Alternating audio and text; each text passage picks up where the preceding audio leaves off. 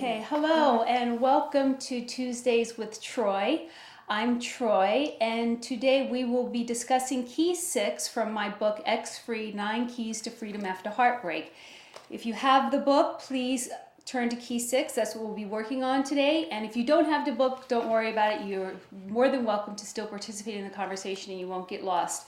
If you're interested in purchasing the book, you may do so by visiting www.troybyer.com. Sitting to my right is my partner, Melissa. Melissa, say hello. Hello, everybody. Melissa will be taking questions today. So if you have any questions about the conversation that we're having, please feel free to type them in, and Melissa will do her very best to bring your questions to my attention. Okay, so let's get started. Ready? Let's go. All right, first of all, I want to thank all of you. I see you're in the room and you've been patient, so thank you for waiting. And today we're going to be talking about agreements, the power of agreements.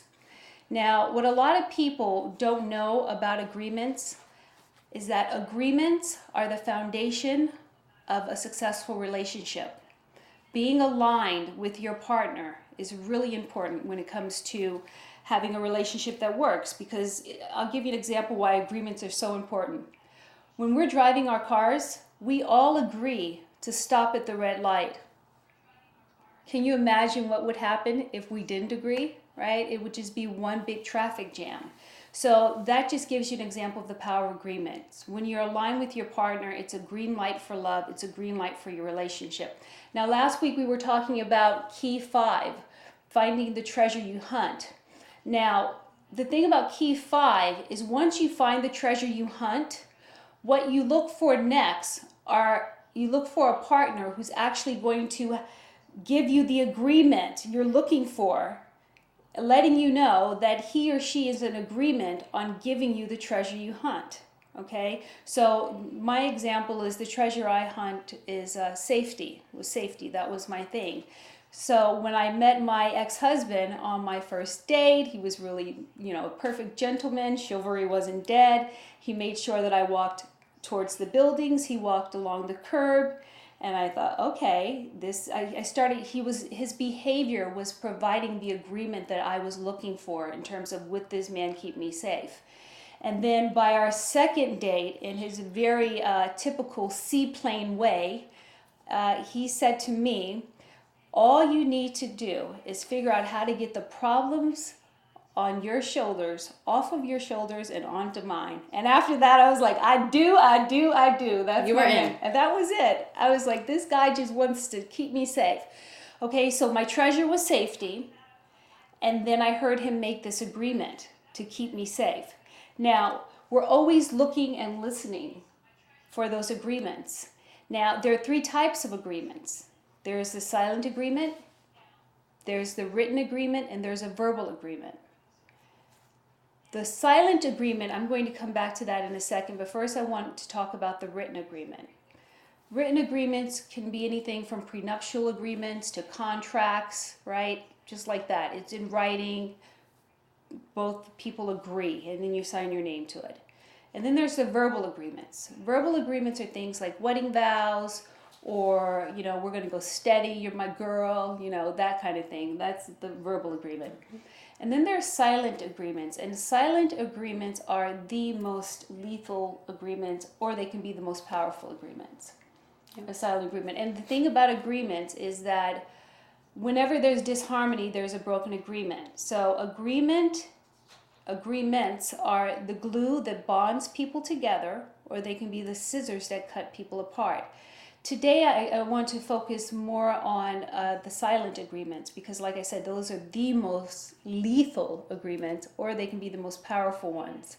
So, do you have any silent agreements that you've had in a relationship that were broken? Yes, actually, there's one silent agreement that I'm thinking about right now that was the cause of my breakup with my ex-boyfriend. And the silent agreement that I had was that we would both take personal growth and development courses, that we would go to church together, that we would grow as individuals and as a couple. Okay. And I started doing that. He started doing that a little bit, but that stopped for him. That wasn't a priority. Okay. Now, it was never anything that I verbalized to him. So it was a silent agreement. Okay. Right. And when I saw him not doing what I wanted, then I terminated the relationship at that point. Yeah. Yeah. We have that little secret. Go ahead. What were you going to say? Well, I was going to say he didn't know about that. Well, I because started it's silent. exactly. I started acting weird or picking fights, and we were just arguing all of a sudden. But that was the reason, the silent agreement. Those silent agreements are so sneaky. They will bite you in the bum, like instantly. So, for those of you who are tuning in, I'd like you to start thinking about your silent agreements. And this is the other thing about silent agreements. You have a silent agreement with your partner, and then when that silent agreement is broken, and when you have that last argument, that that F you forever argument, you get your neck going, the hand is up. Yep. That silent agreement comes out, and it's nasty. Because when my ex-husband and I finally got a divorce, I yelled at him. I said, "You were supposed to take care of me," and he was like, "What?" Like, I never agreed to that. That was my silent agreement that I held him accountable for. Okay. So that's silent agreements. Does anyone? Yeah. Yeah. Yeah. We have some questions. You guys. Yeah. All right. Let's go. Okay. So someone wants to know: is it important to always verbalize a silent agreement? Meaning, should we question everything? Well, it's not important. See, if you verbalize a silent agreement, then it just becomes a verbal agreement, right? And the thing about verbal agreements, like wedding vows, is that they're easier to distinguish when they are broken. So if you have a verbal agreement, like, you agreed to do the laundry this week, he breaks that or she breaks that agreement, then it actually gives you an opportunity to restore that agreement, or make a new agreement.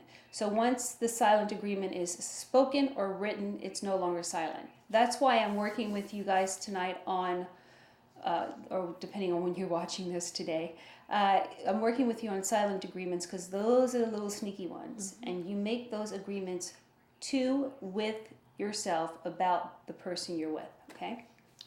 All right, next question. Yes. How do we know when we are an item? I have been dating someone for a month. We spend a lot of time together, and I don't know if we are an item. I feel I'm too old to say, "Are you my man?" But at the same token, I need to know. Well, you have to first just be in communication and look and see how you could create a verbal agreement with him. So, because, right, you're not an item, and there's no agreement, right? There's no agreement there at all.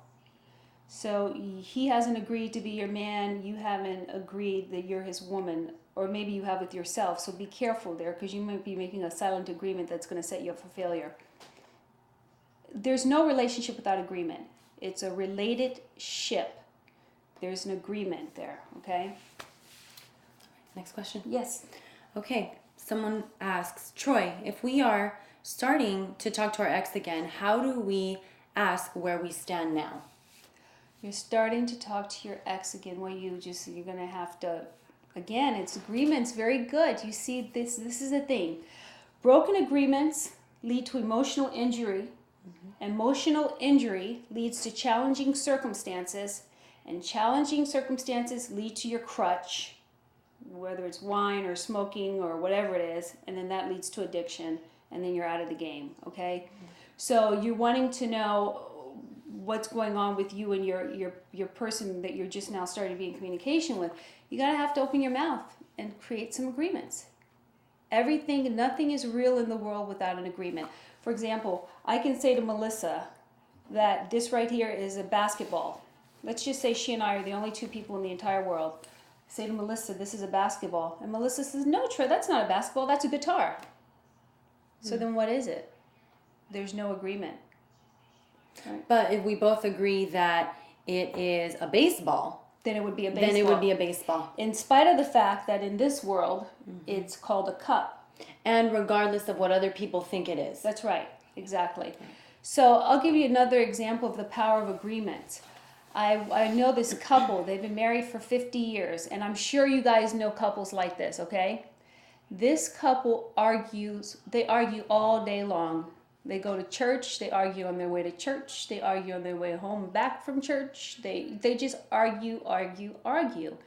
And people are always wondering, how have they been married for 50 years? They really treat each other poorly, and no one could figure it out. And what I realized after just watching them is that they have an agreement to treat each other like dirt. That's their agreement. And there's something that they get off on that. That's just their agreement. And if anybody tries to intervene, they join forces and then they go after the intruder because they feed off of treating each other poorly. Now, if one of them decided didn't want to do that anymore, they didn't want to be treated poorly, then they would be breaking the agreement, and then that relationship would most likely terminate. So agreements don't always have to be positive from the outside world's perspective. The agreements can be whatever the agreements are. You look at these women who are in these relationships with men, and there is an agreement that they can be abused, and the man abuses them. Otherwise, why wouldn't you leave if you keep getting beat? I mean, there are circumstances that are, really challenging. Sometimes you can't just pack up and leave. But I know this one woman, she's been with her guy for 6 years. Every time he gets drunk, he beats her butt. And she loves him and she stays with him, and that's their agreement. Yeah. You have more questions? We do. Okay, good. Yeah, moving on. Someone says, I'm starting to talk to my ex too again. What can I do to let him know I've changed and I won't be the person that he left before?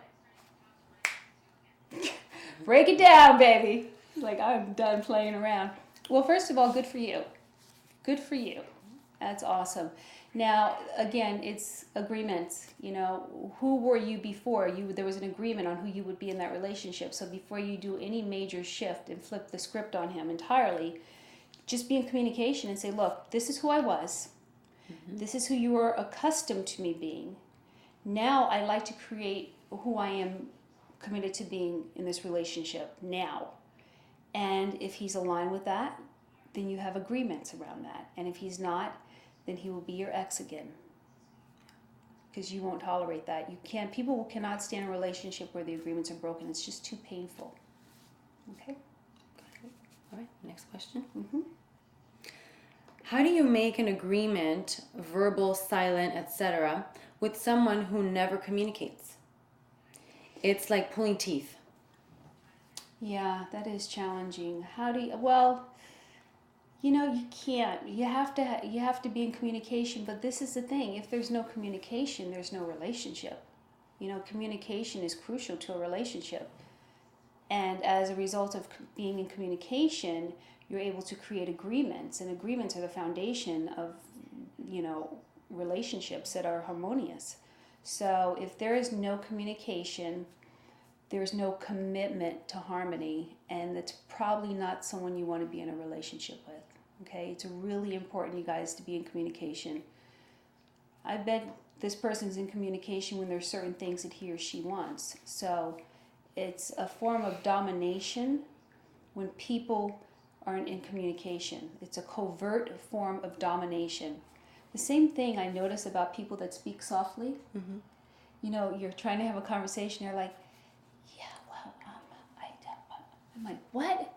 And I'm leaning in, and then I start to realize that that's a way of they're dominating me. They're dominating me, forcing me to move towards them, Interesting. Yeah, that's something. So when people don't communicate, that's a form of domination. And listen, think about it. Whenever you're upset with someone, I am not calling him. I ain't calling him for 3 days. I'm not talking to him. I'm not talking to him, or I'm not talking to her. That's because you want to dominate.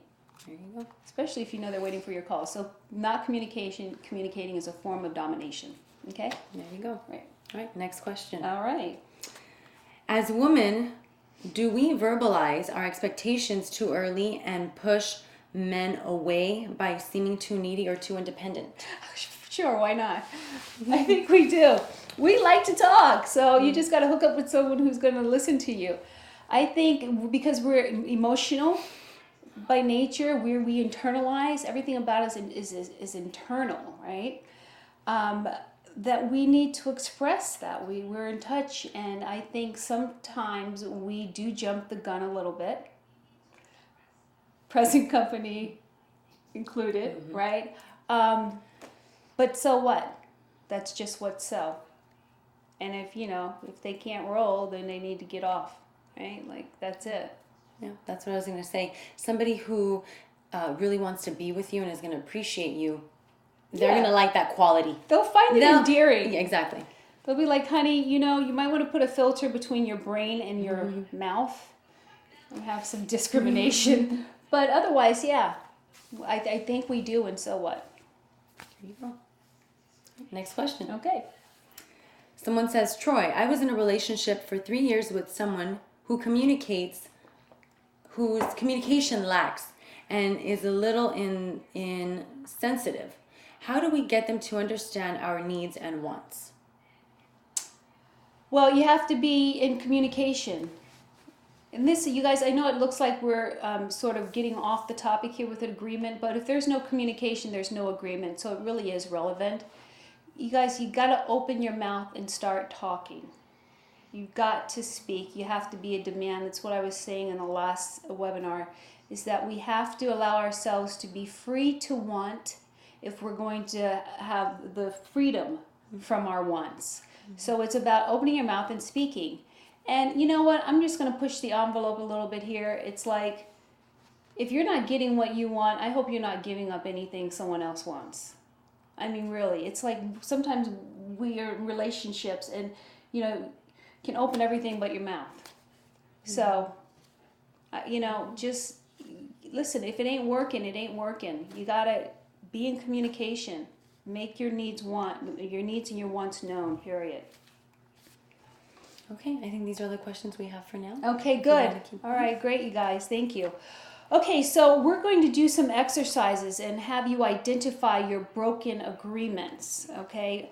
And it's really important that you distinguish what your broken agreements were in your last relationship or the relationship you are in now, because once you're at the source of it, and once you're clear on what your broken agreements are, then you're going to be better able to transform them and salvage your relationship. You can actually, if you can distinguish your silent agreements, your verbal agreements, or your written agreements that are broken, you can create a new agreement and go and have a new relationship with that same person.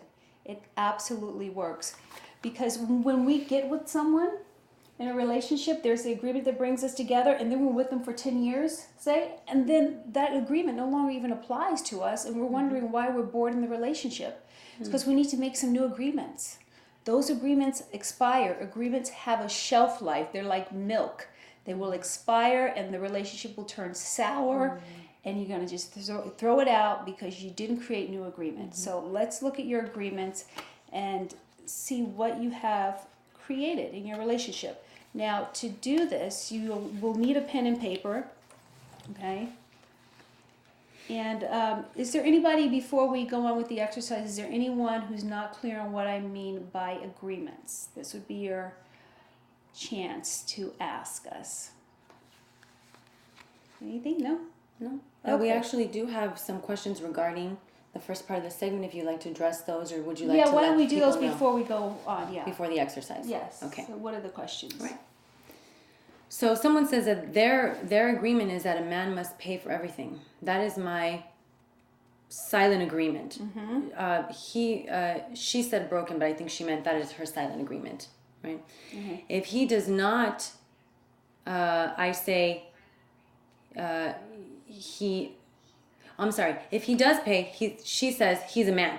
If he doesn't, I label him cheap. Okay. Listen, that's your... Is that a silent agreement? That's your silent agreement. And you can imagine you go out on a first date and your silent agreement is that men pay for everything.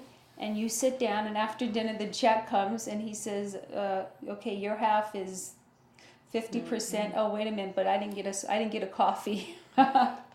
Okay, yeah, that doesn't work for you. And that's okay. You can have whatever opinions you want about your relationships and what your silent agreements can be, as long as they're working and empowering you. If they're working for you. Yeah, that's just what works for you. Now, I'm wondering if that is a silent agreement that she has, and as she continues this relationship with this person, and he continues to say, oh, you know, yours is 50%, I'm 50%, and they continue like that, then, and she's not verbalizing that, wouldn't that be a She won't stay with him. She won't stay with him. She won't. Okay. She won't be able to, because this is the thing. The treasure you're hunting is that someone's going to take care of you in a way, very similar to my safety thing. And your silent agreement is how that looks on the court of life is that they pay for everything. And when they don't do that, what happens is that silent agreement is broken. And remember, broken agreements lead to an emotional injury. So she'll be emotionally injured. You'll start having challenging circumstances in a relationship, and then the relationship will break up. Okay? So she won't. And the other thing I want to say, just speaking again to why she won't, is that you'll lose admiration for him. And we hunt for treasures that we admire, and we make agreements with that person because we want that treasure. So once you no longer admire him, what also will leave is your adoration for him. Then the relationship is definitely over. Okay. Yeah. Right. Now, one more question. Okay. And then we can go to the exercise. Okay.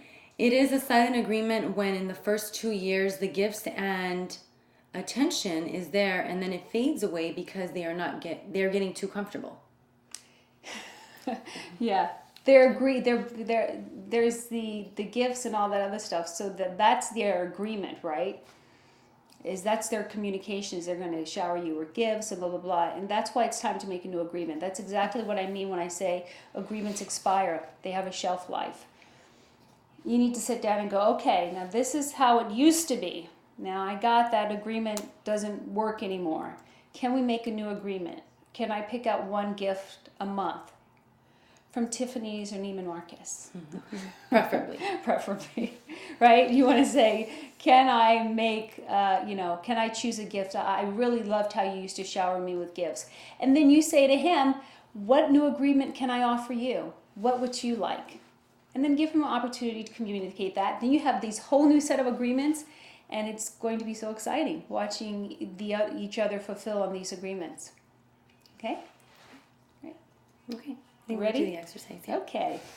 Yes, you're welcome. Okay, so identifying your broken agreements. You want to ask yourself this: what agreement did my ex break? And write it down. It's a very simple exercise. What agreement did my ex break? And then ask yourself, how does that agreement apply to my treasure?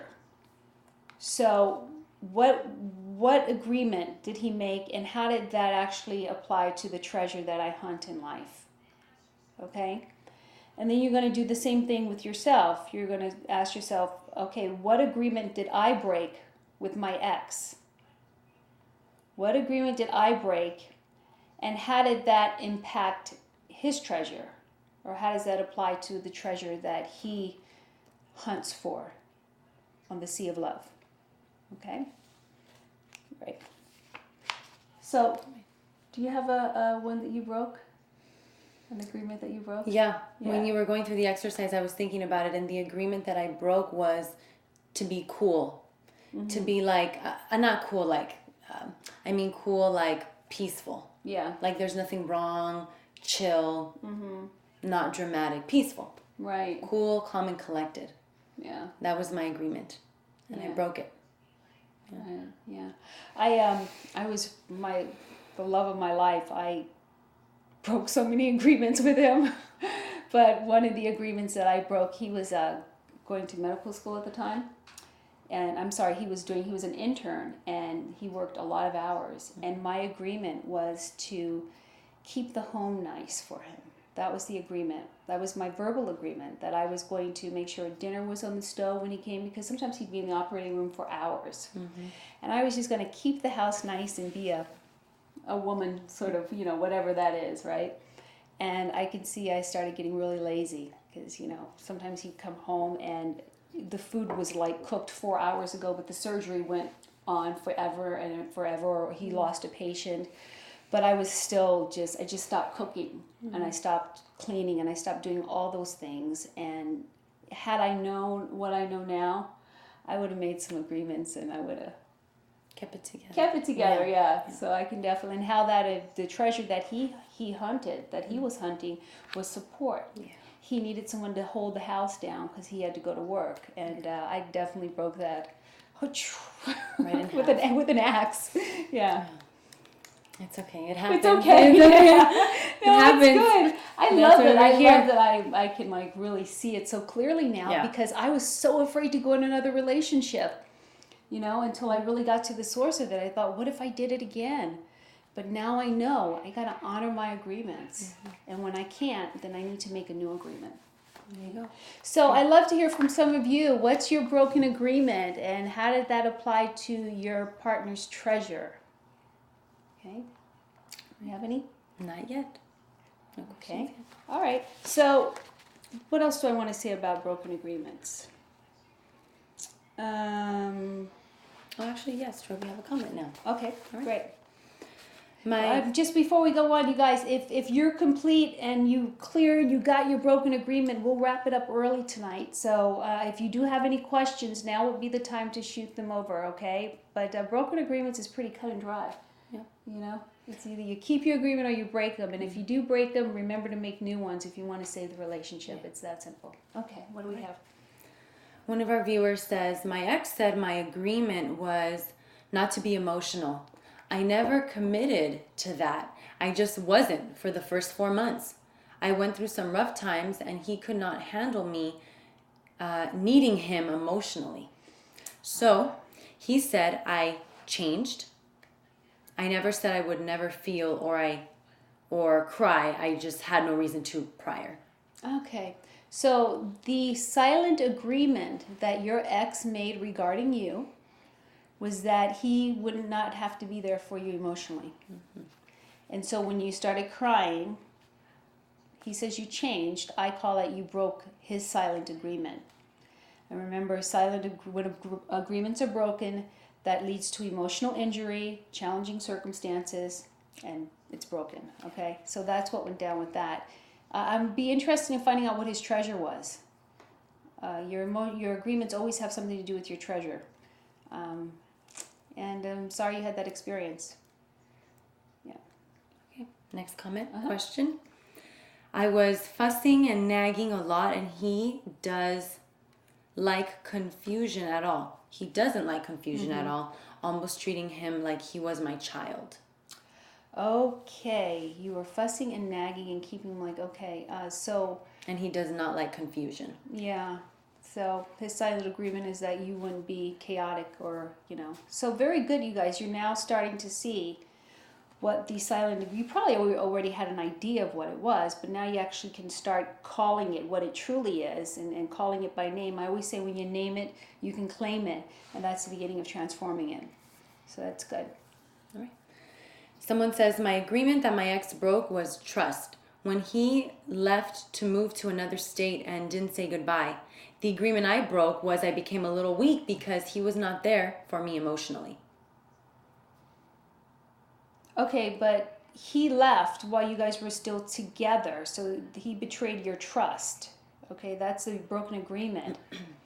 The second part of what you said, anybody would be upset if you were in a relationship and someone just ups and goes. So I don't think that was your agreement. You just look at that one more time. I get the agreement he broke, the verbal agreement he broke was the trust.